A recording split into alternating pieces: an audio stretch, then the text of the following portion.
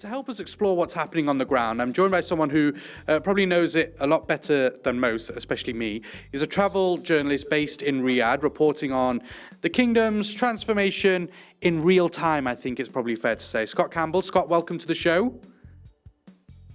Thank you, Inzamam. It's great to join you. It's lovely to speak to you. Yes, how is Riyadh this morning? Riyadh is fantastic. I'm joining you from a place called King Abdullah Financial District, which is the really shiny glass and steel part of the city. It's a little bit like Dubai, lots of big skyscrapers and lots of exciting things happening here. So it's great to join you. A lot of money in that area, I'm guessing. Yeah, absolutely. It's where we have things like the Public Investment Fund, a lot of the media groups and banks. So it's really the modern part of Riyadh. But one of the most fascinating things that's happening right now is we have the metro station here designed by Zaha Hadid Architects, the very famous firm. And you can take the metro right down to the old part of Riyadh where one of the other iconic stations sits as well. So it's really this incredible way of connecting the new and old of this fast evolving destination. So let's start with the big picture, Scott. Last year alone, Saudi welcomed around 127 million visitors. 30 million were international, the rest domestic. Pretty big a number of people.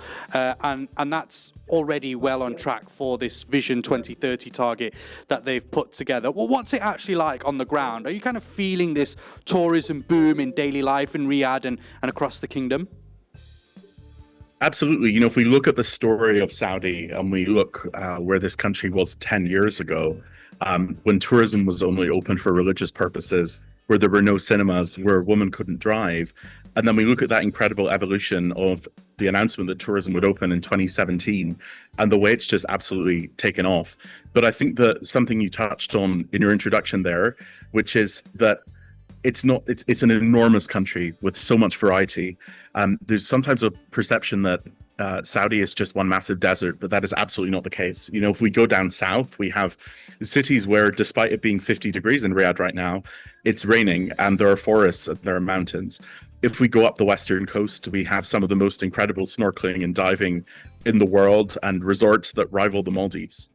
So there's really quite an incredible variety to explore and, an incredible diversity of experiences and landscapes. Yeah, it's some of the photos and videos that come out of Saudi, those who visited, I mean, some of the stuff that you post as well, Scott, on some of your travels and reporting from the country are just absolutely stunning. And I think it's one of those countries where until you actually go there or you see other people who visited there, you don't realize how much beauty there really is around the whole country and how they're also taking advantage of that. How do you kind of feel in terms of tourism in Saudi? How do you think it's kind of increased over the last few years to where we are today in 2025? Yeah, so I remember when I first started visiting here a few years back, the flights were mainly kind of Saudis and mainly consultants coming to work on building those plans. And what we see now is far more tourists who are coming here from all over the world. I mean, I was recently in Alula, which is the kind of ancient rock formations which have gone really viral around the world. And you see tourists there from China, from Russia, from Europe, from the UK, from America, who have seen this place and thought, I'm going to go and explore somewhere that's brand new on the tourism stage. Of course, in Riyadh, we're seeing vast numbers of people moving here and setting up their lives here and companies launching offices here. So I think it's just really becoming a destination that can offer these incredible hotels and variety of experiences, really no matter what you're looking for. And this is the thing, right, is that they are kind of creating all these different, very unique resorts, hotels, spaces, and kind of taking advantage of the natural beauty that it's got, but also offering the kind of city kind of projects as well with Jeddah and Riyadh. I just want to touch bases on the kind of luxury hospitality. That is one thing that's really making headlines out of Saudi right now, isn't it? Absolutely. So pretty much if you name a luxury hotel brand, they're probably launching a property in Saudi. We look at Four Seasons, which is launching 10 properties in Saudi, more than 10, in fact. We look at Aman, which is the kind of quiet, super rich luxury brand. They're launching 5 properties across the kingdom, which means the country will rival any in the world for the number of properties they have. We're expecting, I think it's around 300,000 hotel rooms coming online by the end of the decade. And most of those are in the luxury space. But also in the more interesting side of things, the government-owned Red Sea Global here a few years back announced plans to launch completely new brands, to create those from scratch. And what we recently saw was the opening of Shabara, which again is huge on Instagram. It's these kind of spaceship-style pods hovering over the beautiful Red Sea. They're these metallic, shiny villas. We saw Desert Rock as well, which is carved into the mountains, this stunning valley, and also a private island which people can buy out and use exclusively. And they were announced a couple of years ago, and now they've emerged. And it's kind of like we saw this vision, we saw this plan, and now we're actually beginning to see those things coming online. And that's so exciting to be here and to see that happening. That's interesting. I'll pick up on that kind of aspect in a bit, because definitely Saudi has got a lot of vision for the future. And I think the big question a lot of people are asking is like, can they deliver? Can they actually do that? So we'll come on to that very shortly. I just want to pick back up on this luxury wave that Saudi is riding. I've got here almost 80% of new hotels are aimed at the kind of upscale market. You mentioned there are many coming. The Ritz-Carlton, Najuma Reserve, the Six Senses, St. Regis on the Red Sea, the Rosewood, Jumeirah, a number of Four Seasons, as you mentioned. It's like the kind of who's who of global hotel brands kind of setting up shop there. What do you think is the thinking there? Why go all in on luxury? And do you think it's a strategy that is working and will work for Saudi? So there's kind of 2 markets for those ultra luxury hotels here. So firstly, we have the Saudi market, the local market, who are very intrepid travelers and explore the world and indulge in luxury in many places, and have a lot of money to spend doing it. So what I see when I visit a lot of these resorts is a largely local audience. So a lot of Saudi families, Saudi couples, husbands and wives, and even solo travelers who just want to come and see luxury in their own country in a way that's taking advantage of the different landscapes and showing different features of Saudi. So that's one market. And the second is the international market. And as you pointed out earlier, we've seen incredible numbers of tourists coming here, moving towards that 150 million target. And they really want to explore a place that until now has vast areas that have not been explored. You're often going to a region where maybe nobody that you know has ever thought about going there. And you're seeing completely untouched landscapes. You're snorkeling in seas that no one has snorkeled in. You're just really seeing this incredible transformation, but also this incredible history and culture. It's a very welcoming and hospitable place where anyone should come and explore. Scott, what are the most exciting or unique hotels that you've seen open recently that you've been to visit? I think definitely the 2 I mentioned, so Shabara and Desert Rock. I mean, Desert Rock is really particularly world class. You're staying in rooms that are carved into the caves directly. You're staying in villas that are wedged between rocks dating back millions of years. But here in Riyadh as well, Bab Saman, which is built on the original site of an ancient village. So every room is different. It follows the original layouts, and really kind of tries to bring in that traditional way of living, but with all those modern amenities and the fantastic service that you come to expect from these luxury brands. And there's so much more to come as well, as I mentioned. Dozens and dozens of new hotels opening in the coming years, in the mountains, on the sea. There's really so much happening, and it's well worth exploring because there's something for everyone here. Yeah, it feels like they're taking full advantage of the landscape. These places that you've mentioned and kind of the times that you've been there and the conversations that you've had, are they places attracting those global luxury travelers right now, or is it still early days, or where are we at with that? Yeah, I mean, I think initially Saudi was in this phase of kind of raising awareness of the fact that Saudi is open, the fact that you can come here and have these very welcoming and open experiences. And now it's kind of moving into this stage where people are beginning to look beyond the big cities. So people are looking beyond Riyadh, they're looking beyond Jeddah, which are incredible destinations in their own right, but we're starting to see more movement towards places like Abha. We're starting to see more movement towards places like Qasim. Really, cities that, a few years ago may not have been on the tourist map, but when I go there now, I'm starting to see more and more travelers exploring. To give you an idea, one of the big ones is Alua, of course, which, as I said, is those incredible rock faces, incredible history. And on a recent visit there, like I said, a lot of Chinese visitors who came there because they saw it in a TV show. And they then made that a priority to go and visit. So, we're starting to see Saudi entering this kind of mainstream of tourism and the resulting visitors coming from that. It's just one of those places you see on Instagram. You see the beautiful pools, like you just want to be lying around one of those pools, jumping in that perfectly blue water with the rock faces around it. It's a really, really stunning destination. And when you look at these destinations, Scott, how do they compare to the likes of Maldives and Seychelles? I know you've traveled a lot to many of these different destinations. Saudi's obviously got its own kind of unique qualities, as do places like the Maldives and Seychelles, but they are luxury destinations. Can you compare the two? Sure. I mean, I think certainly what we see is that for example, the architecture, the offerings, the hospitality is on that global level. And, in many cases, the resorts here far exceed the existing standard. But what's really interesting about the model here is that Saudi hospitality and culture is very embedded into the experience. So while you might go to other countries and you may never actually interact with many locals, here in Saudi, from the moment you step out of the airport, it's likely that your driver will be a Saudi. It's likely that the person checking you in will be a Saudi. If you go to a cafe, it will be a Saudi behind the counter. So you're always interacting with local people.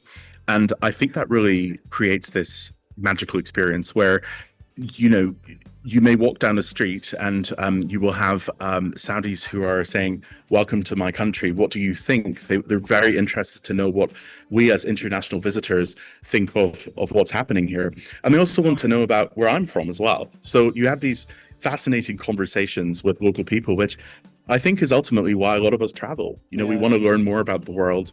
We want to engage in local culture, not necessarily just have an experience that's kind of shut off from what's happening in the wider country. Yeah, I think that adds so much to your traveling experience when you can really kind of engage with locals and they are kind of very welcoming in return. We can go to so many resorts around the world and the locals can be a bit shut off because they don't like people coming and visiting, their town, their city. But it sounds like Saudi really wants people to come in and are very welcoming. Let's move on to some of the mega projects, the giga projects that Saudi are working on. You mentioned earlier the Red Sea project, Amala for wellness as well and lifestyle, Sindala, a yachting island in Neom, the Suda Peaks up in the mountains for adventure and tourism as well. This just feels like there's so much going on. Some of these mega projects, how important are these right now and going to be for kind of Saudi's tourism and hospitality fabric? Sure. So I think the mega projects, we see, for example, Diriyah is already very much live. There's an incredible range of restaurants there, hotels beginning to open there, such as Bab Saman that I mentioned earlier. The Red Sea, we have a lot of hotels open.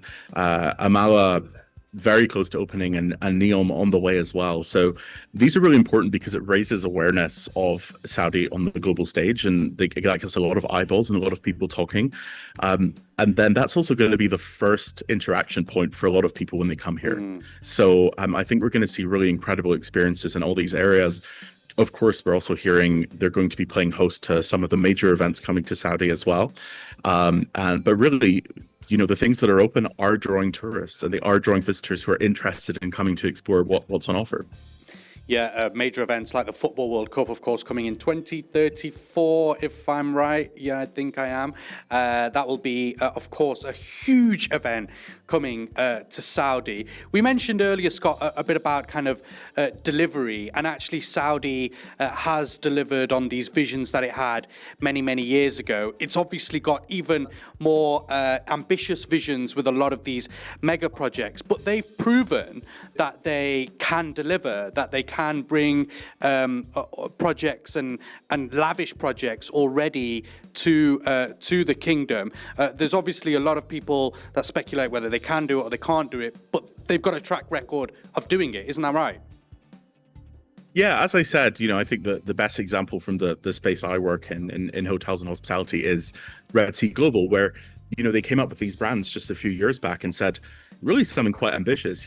We're not just going to bring a hotel here. We're going to start something completely from scratch, the brand identity, the concept. And then we've seen those actually coming to life. And that's been really amazing because as you rightly point out, we read a lot about these plans and visions, but to actually start seeing things opening and launching and seeing them growing and seeing people coming here and experiencing those has been really quite fascinating. And of course, these places are, from a business perspective, going to bring in a hell of a lot of money to Saudi. Isn't that right? Of course. And like this district here, King Abdullah Financial District that I'm in, or CAFT as it's known locally. I remember when it first opened, it was a fairly small cluster. And now, the pace at which that has grown and the companies that you see, the logos on the buildings are from all over the world. But I think as well, what's really crucial to emphasize is kind of how easy it is to come and visit here. It's as simple for a large number of nationalities as applying online or even doing a visa on arrival when you come here. It's really easy to come and actually experience it and explore. And it's one of those places where everyone I know who has come to visit, they've been surprised in a good way. So my advice to anyone listening who's thinking about it or just isn't sure what to expect would be just to get on a plane. It's a very short trip from Dubai and the rest of the Gulf and so many parts of the world. Just come and experience it, see what there is to offer, and I think you'll be pleasantly surprised. Scott, it's like you're looking at my screen and have the list of questions that I have, because I was going to come on to that about, you can't really grow tourism without planes and visas, and Saudi, of course, launching Riyadh Air, this full-fledged national carrier. It's got Saudi Airlines as well, and many operators coming into Saudi. They're expanding their low-cost airlines and offerings there as well. Jet Vista just recently announcing the private airlines that they will be putting on domestic flights in and out of Saudi as well. They've rolled out the e-visas and a 96-hour transit visa too. Scott, have you noticed that it's easier now for international tourists to get into Saudi? And do you think these kind of airlines like Riyadh Air can become a true global competitor?